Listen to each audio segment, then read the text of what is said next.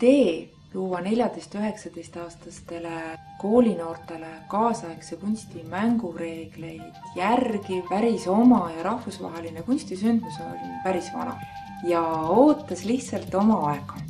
Õige aeg hakata ideed teostama tuli kuskil 3 aastat tagasi, kui Tallinn hakkas kandideerima Euroopa kultuuri pealinnaks.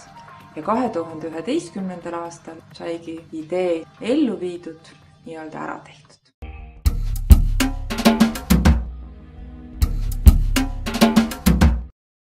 Praegu tagasi mõeldes võin öelda, et meil läks hästi.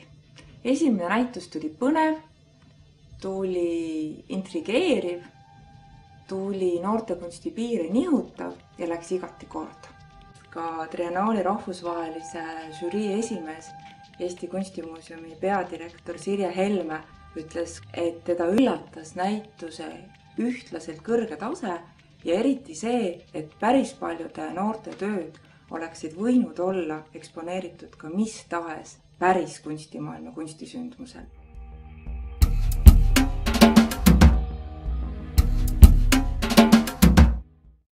Experimenta esmane missioon on tuua kunstiharidust ja loovust hariduse perifeeriast enam tsentrisse.